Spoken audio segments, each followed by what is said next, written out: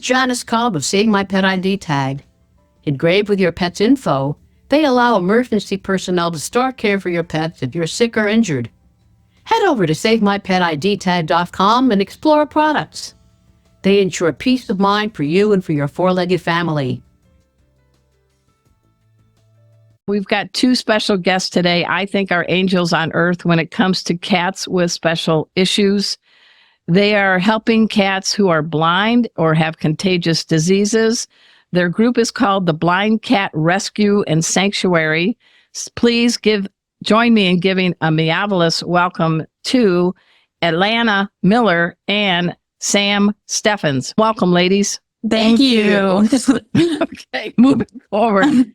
Hey, everyone. I met some folks from this organization recently at the huge CFA, that stands for Cat Fancier Association's big expo in Cleveland.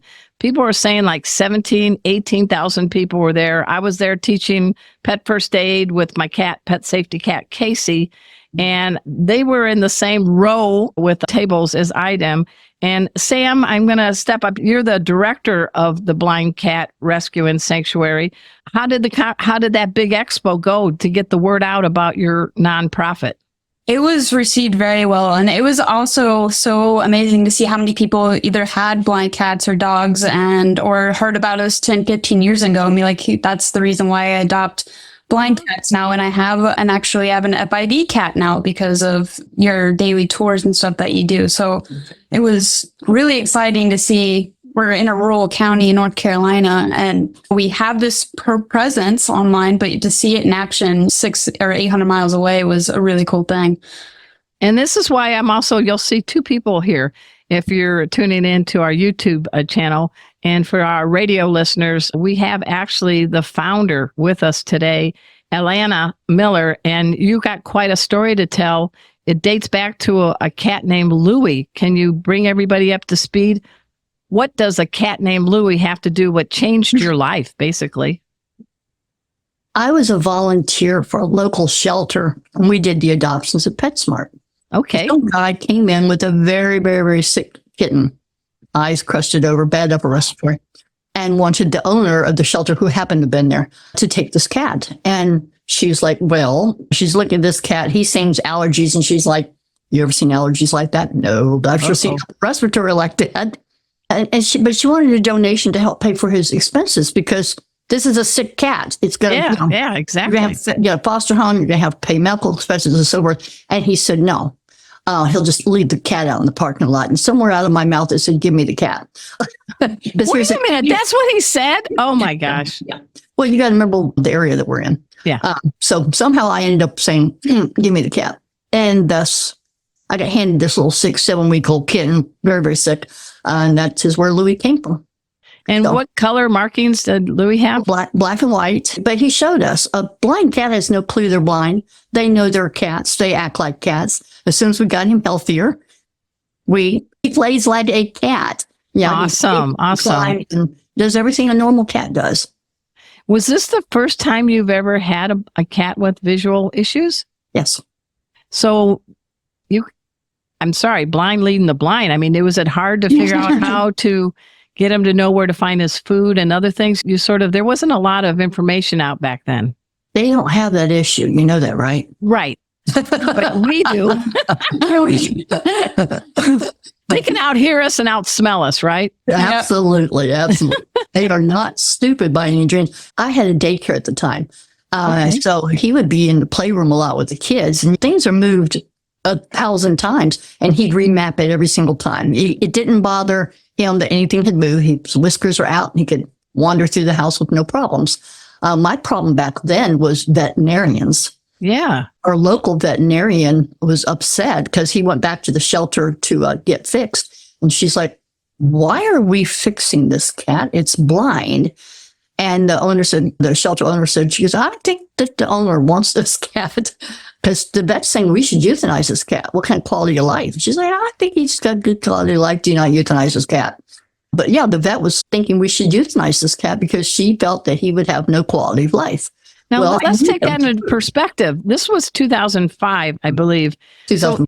Actually, it was much earlier than that. That was probably 2000. Okay, so it's not even it's 24, 25 years ago. Right. And people were thinking because of this, the cat needed to be put down. There are a lot of tripods, dogs and cats walking around, blind animals. So I think we've come a long way, don't you think? Agree 100%. But, And until 10, 15 years ago, I would get people all the time messaging me. I have a cat. It's blind. My vet says we should euthanize. I oh my gosh. want to. I love my cat. It's healthy. And it's terrible. I have a mouth on me, and my comment usually was, tell the vet that they're very lucky we don't euthanize them for stupidity. Because no, we do not need to euthanize an animal because we're blind. We don't kill humans because they're blind. Why would we kill an animal? I love that you're very shy, Alana. I like that. And, It gets me in trouble a lot. right. No, you're in a safe space. And Samantha or Sam, you're the director of the Blind Cat Rescue. So how did you get involved with this group? And I was so glad to meet you in Cleveland at the Expo. And it was nice to meet you too. My spouse is in the military, and we were stationed in Oahu, Hawaii. Oh, bummer. It was horrible. So I was helping a group with fostering. They have such a big TNR program, and they were working on getting their 501c3 application in and whatnot, and what was going to be their mission. And they pointed out Blind Cat Rescue, and they're like, hey, this is a wonderful place. Like, this should be our standard. A couple of years later, my spouse gets stationed here in Fayetteville, and I'm like, you know what? I want to come check this out. That's cool. Yeah. So she got a job, worked her butt off. I wanted to retire. I begged her to take the job because I knew she was the right person for it. I had been looking for the right person for several years, and she was the right person. What was the qualities of Sam that made you say, this is my successor? She's reliable, but she's really great with people. And that is definitely my weakness. I tend to say what's on my mind. It gets me in trouble a lot. You sound a lot like my sister Deb, and she's my favorite person on earth. So there you go. She's great with cats. She's great with people. She's smart as can be. I just knew she was the right one. So this is located in a town that makes me confused because it says it's St. Paul's, and I'm thinking instantly Minnesota, but no, it's St. Paul's, North Carolina. So where is that? Podunk, nowhere. We are 30 miles south of Fayetteville, in between I-95 and South Carolina state line and Fort Fayetteville. We're at the 33-mile marker. State line is at 0. So we're 33 miles from the South Carolina state border on I-95. I like it. We don't need GPS. We have Atlanta. Yeah. I mean, just straight up I-95. We're off of exit 33. There you go. Hey, what is the website? Because we're going to take a break soon, but I want people to make sure they have it. blindcatrescue.com. What is it? blindcatrescue.com. That's easy. Hey, everybody, we're going to dig into learning about what they do for blind cats, but also cats with FIV and feline leukemia after we take this break. And you all know the drill. We got to sit and purr. We'll be right back. Petgreens just donated a large amount of catnip and cat grass to Beagle Freedom Project, who recently just converted an animal testing lab into an animal sanctuary called Freedom Fields. Giving cats in a rescue access to cat grass and catnip can really help with their mood or acclimating if they came from outside to inside. And reducing a cat's anxiety really helps their chances of getting adopted. If you'd like to learn more about Petgreens, or if you're a nonprofit and would like to request some cat grass for your sanctuary, please visit petgreens.com. Arden Moore here with some great news. I have not one, but 2 calendars coming out in 2025. Order yours now. For my feline friends, it is How to Speak Cat. You're going to learn why and how cats purr and how do they really talk using their tails. For my dog folks, we got How to Speak Dog. Why do dogs dig to dig? And what does it mean when they go belly up? And what does it really mean when they're giving you doggy kisses? Answers are here. Get your paws on the calendars today. Go to Amazon.com or click on this QR code. Paws up. Welcome back to the Four-Legged Life Show. I'm your host, Arden Moore. We're talking with 2 dynamos, and they are representing the Blind Cat Rescue and Sanctuary. It is a nonprofit group. It is based in St. Paul's, North Carolina. we talked a little bit about them helping cats that have the inability to see. They're blind. But you also expanded your help to reach out to cats that have some special issues. And we're talking about cats that have FIV and feline leukemia. And for many years, that was a death sentence. And I am happy that in the veterinary medicine field, there's been some progress made. But I'm going to ask you, Sam, talk about those two cats with those kinds of issues and how your organization is helping them. Well, especially in the last 5 years, 5 to 10 years, the FIB, they can live just as long as any other cat. Beating that stigma is, as we touched on talking about blind cats, is that we don't euthanize people for autoimmune disease. That's right. What FIB is when they get sick, and preparing a sterile, clean environment, taking them to the vet when they start to get a sniffle or anything. Regular vet checks are super important. We just had Rusty and Bear, who had passed the Rainbow Bridge this past year, but they lived to 18 years old.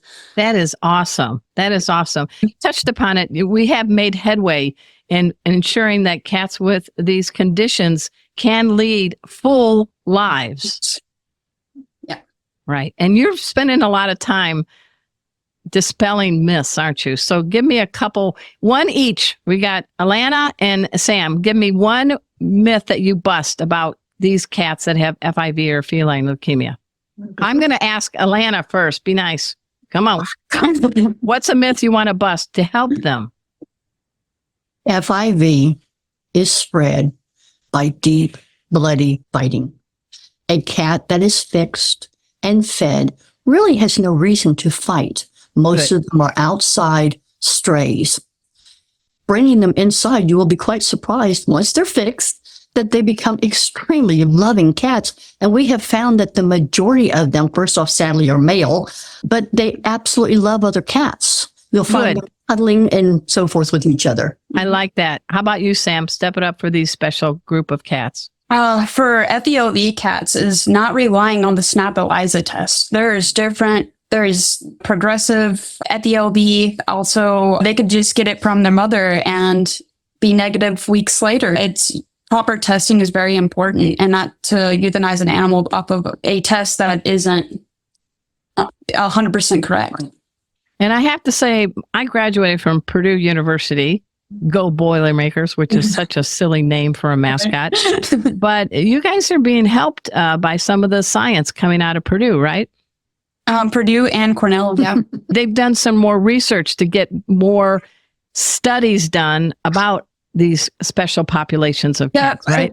It's breaking down the fact that it's a retrovirus. How does it work? Like the incubation period. And if you're relying on the ELISA test, what are the duration of tests before you confirm it as a true positive? And it's also I'm not quite sure if Purdue has done studies on the vaccine in itself, but I know Cornell has. Yes. And the fact that the leukemia vaccine is 98% effective. We actually have leukemia and FIV cats living together. Nice. And over 13 years have never transferred either one to. Yes. Thank you, Sam. That's perfect. I've never had a blind cat. Alana, you have had more than just Louie, right? Yes, had a few. Any tips you want to give people that are maybe thinking about getting a cat who has some vision impairment? What would be a good tip from one pet parent to another? Lose the thought that they are special needs. Good. They really aren't. They're cats, and they know they are cats, and they will act like a cat. You will find that they will climb on top of the curtains. They get into all kinds of trouble, just like a seeing cat. So lose the connotation that they're special needs. No, they're cats. Besides Louie, what was another cat you've had that you totally have enjoyed, even without the ability for that cat to see? Oh, and why? Penny. Blind and deaf. Oh, double. Okay. We have Merlin now that's blind and deaf. We've had several, 3 or 4 over the years, blind and deaf. And again, they don't know they're blind or deaf. They operate fine. Penny, the things that Penny could do. Don't penny shame her. Yeah. Mind me during break, I'll tell you what her special skill was. Okay. But The point is that you could do like vibrations and things like that. Their sense of smell is amazing. You'd see Penny, you could walk out on the patio and somebody knew, and you see her go, and she knew, she smelled you. She also had some cats that she really did not like and some that she really liked because she could smell them. And she'd turn because that's somebody I don't like, but this is somebody I do like. That's like Marlon, who's blind and deaf, that she mentioned. She's the first one to usually greet you in that room. And she does. Cats have whiskers on their paws. And that's something that they can feel. That's why they're great mice hunters. A little tidbit for you guys if you didn't know. So she uses that to be able to come and greet you. She's like a Spider-Man with Spidey senses, right? Right. So can people come and visit your sanctuary, or how can people help you all out? Oh, we're open Monday through Saturday. We welcome everybody to come and play with the cats. It is a wonderful experience. People find that the blind cats, I wish my personal cats were as loving and super adventurous. Now, don't shame your cats, okay? I mean, I just want to make sure they don't have access to YouTube. Not on the radio. But yeah, it's just, and to see them, when people first hear about blind leukemia, and FID, your first thought is like, oh, poor cats. Just so sad. But then you come in here and you're like, you can almost see yourself. They're lounging on their carandas and stuff like this. Like, I can see my cat. You can see him in your home. Yeah. What you're saying is they don't see themselves as weak or challenged. They see themselves as pretty proud cats, right? They see themselves as at home. This is not a shelter to them. And a lot of people have a connotation of shelters are dirty and smelly. You will not find that here. This place is spotless. Sam keeps a tight ship. You'll find that the cats are extremely friendly, and this is their home. A lot of people say, well, why don't you let them be adopted? Well, they had all these chances. We were their last stop. We aren't the first ones. We're the last stop before they're going to be euthanized. Once they got here, they finally had a home. This is their home. So, but people can help you out. I know obviously you're a nonprofit, so they can make donations, but can you talk about what does this sponsor a cat mean? What can people do? Because we get people from all over the world tuning in. So sponsoring is a wonderful way to help out the cats. It's $1 a day or $30 a month. And you can go to our website at blindcatrescue.com and click the cats page. We have nice little photos of all the cats, and you can meet and read about their stories and how they how BCR accepted them as their forever home. It goes towards their medical care, their daily enrichment, everything, food, litter. We go through 80 cases of litter a month, 120 cases. Holy crapola. Yeah. And it's also a wonderful way that if you don't want to scoop the litter boxes and whatnot, you get yourself or have to take them to the vet. You get monthly updates about your cats. You also get a picture of them every month that only sponsors get to see. So it's definitely something that we try to make. It feels like it's your cat. We also do the daily tours on our Facebook and TikTok every day, so you can see them, how they're doing each day. That's something that Elena started with, being 100% transparent with what donations and contributions go towards. Well, that's good. I'm a former investigative daily newspaper reporter and was told by an editor, if your mother tells you she loves you, check it out. Lana, you're showing people what's happening with the money they're donating, and that just spurs more donations, don't you think? Well, they send a bed, they'll see the bed appear. I like that. Any parting message from either one of you? I can't believe the time goes by so fast. Check out our wish list on Amazon. Okay, very good. Very good. Thank you for supporting the cats. Yeah.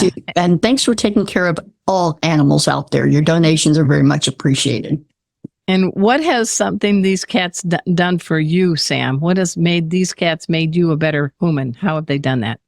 Oh, I've always thought I was a more compassionate person, but it really gave me a sense of direction and where to put all that energy. Never knew what I wanted to be to grow up, and having this purpose and educating people and saving lives beyond just the ones in our walls is just very important. And very passionate about. I like that. I am honored to have on our show today from the Blind Cat Rescue and Sanctuary. We have Alana Miller and Sam Steffens. Please check out the blindcatrescue.com. Thanks so much for making our tails wag by watching this guest interview from Arden Moore's Four-Legged Life.